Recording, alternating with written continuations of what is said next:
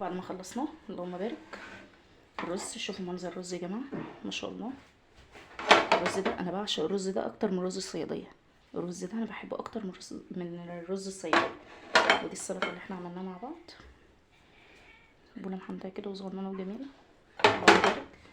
تعالوا بقى شوفوا السمك بعد ما شويته. بتشعلي الفرن من فوق ومن تحت كويس قوي على نار عاليه، وبترصي السمك على المطرح وبعدين بتزرويه او ممكن تشويه على البوتاجاز. بصوا تعالى اما اوريكم الشوايه بتاعته عامله ازاي ما شاء الله اللهم بارك. السمكه الصبحه يا جماعه، شوفوا قشرتها بتسيب لوحديها، شوفوا، واللحم بتاعها بيبقى ابيض وجميل ما شاء الله. هي دي الشوايه الصح، والسمكه الصبحه بتبقى حلوه في الشوايه. بصوا اشرب لكم واحده تانية. بصي بتجرفي كده بايدك تلاقي القشره بتطلع على طول، تجرفي كده تلاقي القشره، بصي القشره بتطلع على طول لوحديها. بصي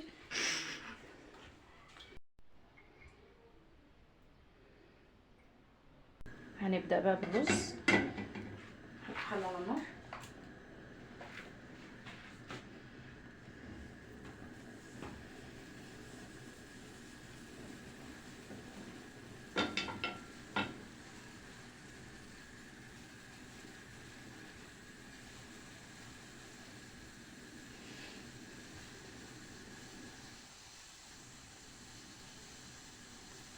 تسخن كويس وتنشف من الميه خلاص. صلوا على يشفع فيكم. بسم الله، اللهم صل وسلم وبارك على سيدنا محمد وعلى اله وصحبه اجمعين. يلا سخن الزيت كويس وننزل على طول بايه، البصله بتاعتنا.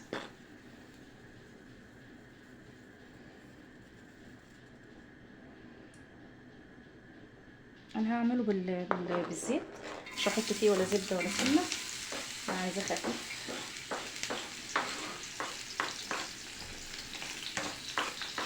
تمام كده. بسم الله الرحمن الرحيم. نحمر هنا البصله.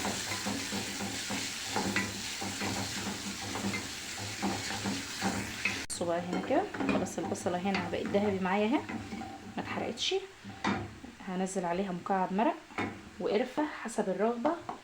المرقه الدجاج يا جماعه والقرفه حسب الرغبه، عايزه تحطيها حطيها، مش عايزه تحطيها خلاص.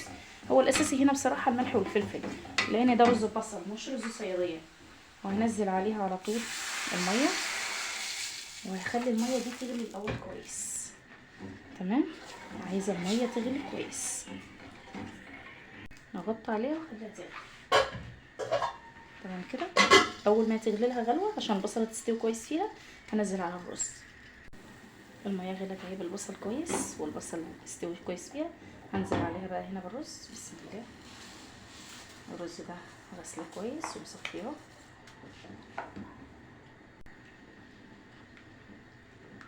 اديله تقليبه. هو فيه ملح وتوابله فانا مش هحط له حاجه تاني. انا طبعا بحط الرز والميه معايا ما عيرتهمش، لان انا ببقى عارفه اعير الحاجه مجرد ما بحط ايدي كده فيها. انا بعرف معيرها الحمد لله. لو انتي مش عارفه تعيري كوبايه الرز على كوبايه ميه. بصي شكل الرز بعد ما نشف اللهم بارك. بسم الله ما شاء الله ولا حول ولا قوه الا بالله. بحب ريحه الرز ده قوي ما شاء الله، بحب طعمه وبحب ريحته قوي. بحب الرز اللي بالقرفه والبصل ده جنب السمك قوي يا جماعه. من اللي بيحبوه زيي هيدا عليه النار. وتعالوا ما نعمل السلطه اهي. قطعت طماطم وخيار وكزبره وليمون، مفيش اسهل من كده. خلاص يلا نشوي السمك. بصوا بقى السمك اللي انا جايباه النهارده سمك صغير. شوفوا النغشش بتاعته يا جماعه ما شاء الله اللهم بارك. هاتي السمك اهو، شوفوا تلاقيها بتطلع لوحدها ما شاء الله. الشبر اهي بصوا ما شاء الله اللهم بارك. وتفضلوا معانا.